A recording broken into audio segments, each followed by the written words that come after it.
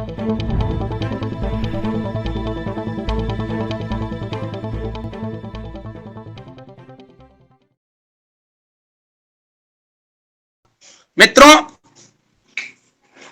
आज की संगोष्ठी का विषय बहुत ही महत्वपूर्ण है। भाषा, साहित्य और संस्कृति। मित्रों, सच तो यह है कि यह एक ही विषय पूरी गोष्ठी के लिए अपर्याप्त होगा, लेकिन सुधांशु जी ने एक तीर से तीन शिकार करने का संकल्प लिया है और संभवतः इसमें वो कामयाब भी हुए हैं, क्योंकि भाषा अपने आप में संपूर्ण गोष्ठी का विषय हो सकती है। साहित्य इतना विस्तृत और व्यापक है कि उसकी चर्चा जीवन पर्यंत हो सकती है, और संस्कृति तो मनुष्य के व्यक्तित्व और कृतित्व की आत्मा है। लेकिन मैं अपने आवंटित नियत समय में आपसे कुछ निवेदन करना चाहूंगा। बड़े बड़े विद्वानों के वक्तव्य हो चुके हैं, मैंने ध्यानपूर्वक सुना है, और मैं उन सभी पूर्ववर्ती विद्वानों को नमन करता हूं जिन्होंने मेरे वक्तव्य का रास्ता आसान कर दिया है। मित्रों, भाषा के संदर्भ में आचार्य मम्मट ने काव्य प्रकाश में लिखा है कि इदम अंधतमः कृत्सनम भुवनत्रय जायतम यदि शब्दाहयम ज्योतिरा संसारो न दीप्यते। अर्थात यदि परमपिता परमेश्वर ने इस संसार में शब्द की ज्योति नहीं जलाई होती, परमपिता परमेश्वर ने इस संसार में यदि भाषा की ज्योति नहीं जलाई होती, तो संपूर्ण त्रैलोक के अंधकार के गर्त में निमग्न हो जाता। इसलिए भाषा मनुष्य के भाव की अभिव्यक्ति का माध्यम है। आचार्य देवेंद्रनाथ शर्मा ने कहा है कि उच्चारित ध्वनि संकेतों के माध्यम से भाव या विचार की पूर्ण अभिव्यक्ति भाषा है, अथवा जिसकी सहायता से मनुष्य भाव या विचार की अभिव्यक्ति करते हैं, उन यादृच्छिक रूढ़ ध्वनि संकेत की प्रणाली को भाषा कहते हैं। भाषा शब्द संस्कृत के भाष धातु से निष्पन्न है, जिसका अर्थ होता है उच्चारण करना, प्रकट करना, बोलना, कहना। इसलिए भाषा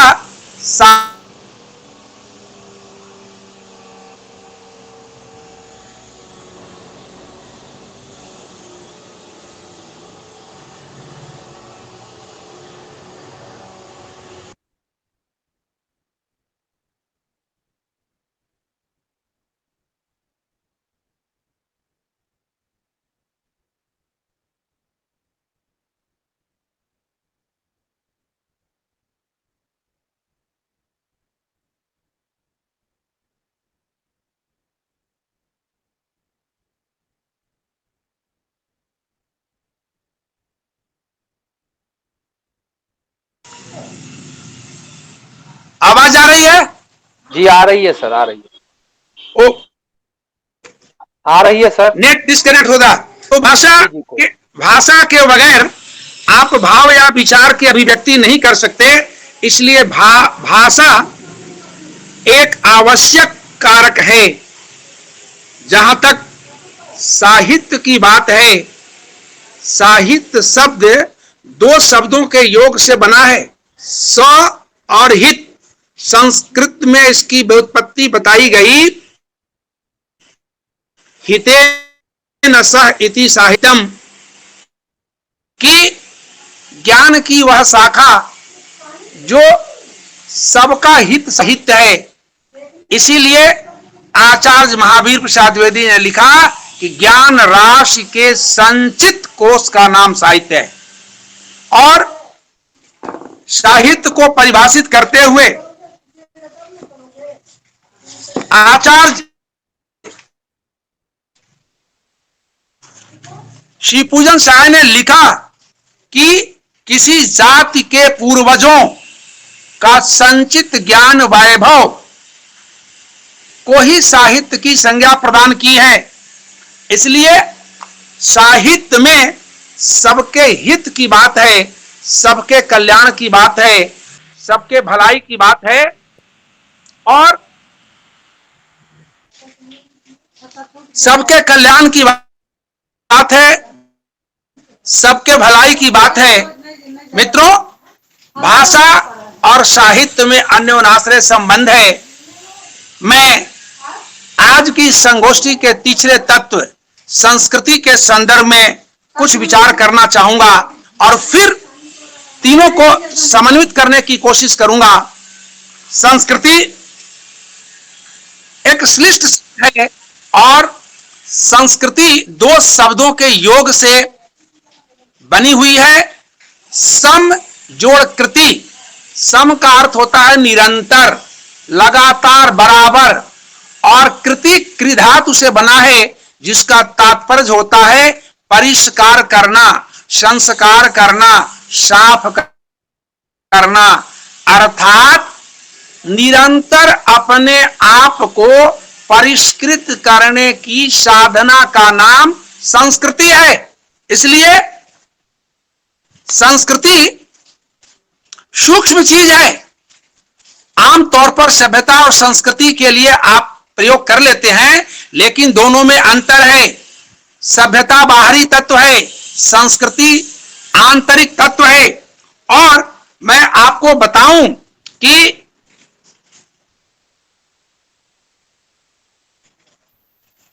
संस्कृति के 4 अध्याय दिनकर की प्रसिद्ध गद्य ग्रंथ की प्रस्तावना तत्कालीन प्रधानमंत्री पंडित जवाहरलाल नेहरू ने लिखी और उन्होंने संस्कृति को परिभाषित करते हुए लिखा कि संस्कृति शारीरिक अथवा मानसिक शक्तियों का प्रशिक्षण, दृढ़ीकरण या विकास अथवा उससे उत्पन्न अवस्था है। यह मन, आचार अथवा रुचियों की परिष्कृति या शुद्धि है। यह सभ्यता का भीतर से प्रकाशित हो उठना है।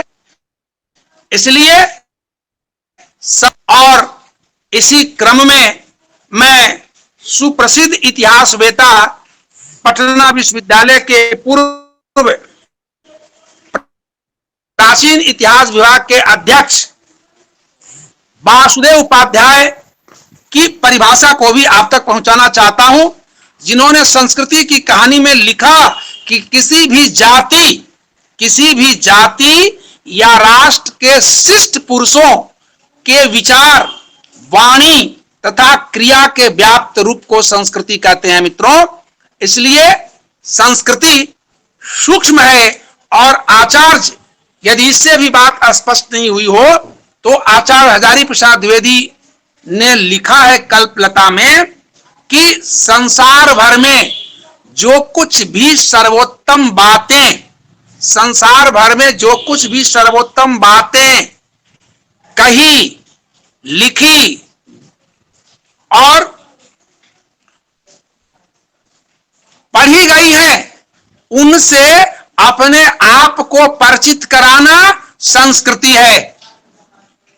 राष्ट्र कवि रामधारी सिंह दिनकर ने लिखा है कि संस्कृति, सभ्यता वह चीज है जो हमारे पास है और संस्कृति वह चीज है जो हम में व्याप्त है। मित्रों, पोशाक, वन, कोट, टाई, घड़ी, ये हमारे पास है, ये सभ्यता के उपकरण हैं, लेकिन वाणी, आचार, विचार हम में व्याप्त है, इसलिए वह संस्कृति के कारक हैं। सभ्यता वह चीज है जो हमारे पास है और संस्कृति वह चीज है जो हम में व्याप्त है। इसलिए सभ्यता का अर्जन आप जल्दी में कर सकते हैं, लेकिन संस्कृति के अर्जन के लिए वर्षों और उर्दू के शायर ने कहा, यूनान मिस्र रोमा सब मिट गए जहां से, कुछ बात है कि हस्ती मिटती नहीं हमारी, सदियों रहा है दुश्मन दौरे जहां हमारा। मित्रों, भारत की संस्कृति प्राचीन है, पुरानी है। भारतीय संस्कृति की आत्मा है वसुधैव कुटुंबकम। आचार्य देवो भवः, पितृदेवो भवः, मातृदेवो भवः, अतिथि देवो भवः। ये भारतीय संस्कृति की विशेषताएं हैं, जहां भारतीय संस्कृति अयम नीज परोवेति की बात नहीं करती, बल्कि वसुधैव कुटुंबकम की बात करती है। इसीलिए चाणक्य ने लिखा, अयम नीज परोवेति गणना लघु चेतसाम, उदार चरिता नाम तू वसुधैव कुटुंबकम। मित्रों, संस्कृति समष्टि का द्योतक है और सभ्यता और संस्कृति में कतिपय अंतर हैं। मैं उनकी ओर केवल संकल्प का है कि सभ्यता बाहरी अंग है, संस्कृति भीतरी है। सभ्यता भौतिक उपकरण है, संस्कृति आध्यात्मिक उपकरण है। और सभ्यता और संस्कृति में संस्कृति, अगर सभ्यता तन है तो संस्कृति मन है। इसलिए संस्कृति मन को संवारने की कला है। तन तो क्षण मात्र में संवर सकता है। इसलिए ओझा जी ने कालिदास का नाम लिया था। कालिदास के विवाह के लिए पंडितों ने उन्हें कोट पैंट टाई पहना करके क्षण मात्र के लिए सभा में सभ्य बना दिया था। लेकिन कालिदास सुसंस्कृत नहीं हो सके थे। सुसंस्कृत तब हुए जब उन्होंने ज्ञान की आराधना की, ज्ञान की साधना की। इसलिए संस्कृति ज्ञान की आराधना है, संस्कृति मूल्यों की चेतना है, संस्कृति मन का धर्म है। और इसीलिए इकबाल ने लिखा कि मस्जिद तो बना दी क्षण भर में इमा के हरारत वालों ने। मस्जिद तो क्षण भर में बना दी इमा के हरारत वालों ने, मन बड़ा पापी है बरसों से नमाजी बन न सका। मित्रों, मन का नमाजी बनना, मन का पवित्र होना, मन का सात्विक होना, यह संस्कृति है। और यदि इससे भी बात स्पष्ट नहीं हुई हो तो मैं आपसे अंतिम निवेदन करना चाहता हूं कि 3 चीजें हैं। एक, प्रकृति, विकृति और संस्कृति। मैं एक एक वाक्य में स्पष्ट करना चाहता हूं कि स्वयं कमाना और खाना ये मानव की प्रकृति है। दूसरे कमाएं और हम खाएं ये मानव की विकृति है। और हम कमा करके दूसरों को खिलाएं ये संस्कृति है, ये संस्कृति है। इसलिए संस्कृति आत्मचेतना का विस्तार है। मनुष्य के व्यक्तित्व के 3 आयाम हैं। दर्शन शास्त्र महत्वपूर्ण विषय है और इतने गंभीर विषय पर यह संगोष्ठी आयोजित हुई है। 3, मनुष्य का व्यक्तित्व 3 आयामी है। एक तन का धरातल है, एक मन का धरातल है और एक धन का धरातल है।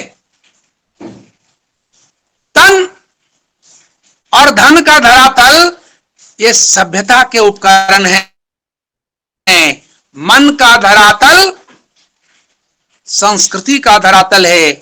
इसलिए तन का संवरना नहीं, मन का संवरना संस्कृति है। यह राष्ट्रीय कोरोना जैसी महाबीमारी विश्व के समक्ष चुनौती बनी हुई है और इस विकट परिस्थिति में वेबिनार के द्वारा विचारों का आदान प्रदान हो रहा है, चर्चा हो रही है। यह संगोष्ठी संस्कृति के निर्माण के लिए हो रही है, संस्कृति के विमर्श के लिए हो रही है, चेतना के विस्तार के लिए हो रही है। इसलिए दिनकर ने पंक्ति लिखी है, मैं उन पंक्तियों को उद्धृत करना चाहता हूं, लेकिन उसके पहले मैं आयोजकों के प्रति आभार व्यक्त करना चाहता हूं और एक छोटी सी कविता आपको निवेदित करना चाहता हूं कि जो संस्कृति की भावना को अभिव्यक्त कर सकेगी। यूं तो रब की हर जगह बात होती है, लेकिन इस संगोष्ठी में रब से मुलाकात होती है। हर जगह जात के, धर्म के, ईश के बखेड़े हैं और इस वेबिनार में विद्वानों के जमौड़े हैं। हर कोई उससे रहमतों की भीख मांगता है, लेकिन इस वेबिनार में रहमतों की बरसात होती है, रहमतों की बरसात होती है। मित्रों, जिस प्रकार आग के ढेर को कोई छू नहीं सकता, पृथ्वी को ऊंचा उठा नहीं सकता और सागर को कोई सुखा नहीं सकता, सूरज देव को फूंक मार करके बुझा नहीं सकता, उसी प्रकार इस संगोष्ठी में विवेचित विचारों को कोई दबा नहीं सकता और हर हाथी के माथे पर गजमुक्ता नहीं होती, हर पर्वत पर मणिमाणिक नहीं होते, हर हाथी के मस्तक पर मुक्तामणि नहीं होती और हर जंगल में चंदन के पेड़ नहीं होते। मित्रों, हर देश में, हर विश्वविद्यालय में इस तरह की संगोष्ठी नहीं होती। इसलिए मैं तो केवल इतना ही कहना चाहूंगा कि विद्वानों के सानिध्य में सब कुछ मिलता है। विद्वानों की मंडली से बढ़ करके कोई तीर्थ स्थल नहीं इस दुनिया में। इस संगोष्ठी में आकर के हम ऐसा महसूस कर रहे हैं जैसे नर्मदा या गंगा में बहता कोई तिनका मानो शिवलिंग पर टिक गया हो। अतः हम धन्य धन्य हैं, क्योंकि यहां सभी ज्ञान के प्रति अनन्य हैं। अपनी तरफ देखूं तो कुछ नहीं पल्ले और आपकी तरफ देखूं तो सब कुछ बल्ले बल्ले, सब कुछ बल्ले बल्ले। मित्रों, मैं राष्ट्र कवि दिनकर की पंक्तियों से अपनी वाणी को विराम देना चाहूंगा। समय आनंद जी बड़े गौर से देख रहे हैं, सुन रहे हैं, अन्य विद्वान भी जुड़े हुए हैं। सभ्यता और संस्कृति और समाज के संदर्भ में दिनकर ने अंतिम जो बात कही है कि झड़ गई पूंछ रोमांत झड़े, पशुता का झड़ना बाकी है। डार्विन ने मनुष्य की उत्पत्ति के संदर्भ में विकासवाद का सिद्धांत प्रतिपादित किया और कहा कि हमारे पूर्वज बंदर थे, हम विकसित होकर के मनुष्य बन सके हैं। दिनकर ने लिखा कि झड़ गई पूंछ रोमांत झड़े, पशुता का झड़ना बाकी है। और बाहर तन संवर चुका, मने अभी संवरना बाकी है। मित्रों, मन का संवरना ही संस्कृति है और जब मन संवर जाएगा तो तन तो अपने आप संवर जाएगा। भाषा, साहित्य और संस्कृति में अंतः संबंध है। भाषा अभिव्यक्ति का माध्यम है, साहित्य कल्याण की भावना से युक्त है और संस्कृति मन का संस्कार है। इसलिए इस संगोष्ठी में मन संवर रहा है, संवरेगा। इन्हीं शब्दों के साथ मैं आपके मंगलमय भविष्य की कामना करता हूं। परमात्मा से मेरा निवेदन है कि इस संगोष्ठी के आयोजकों को सब कुछ मिले, मान मिले, सम्मान मिले, सुख संपत्ति का वरदान मिले और कदम कदम पर मिले सफलता, सदियों तक पहचान मिले, सदियों तक पहचान मिले। जय हिंद, जय संस्कृति।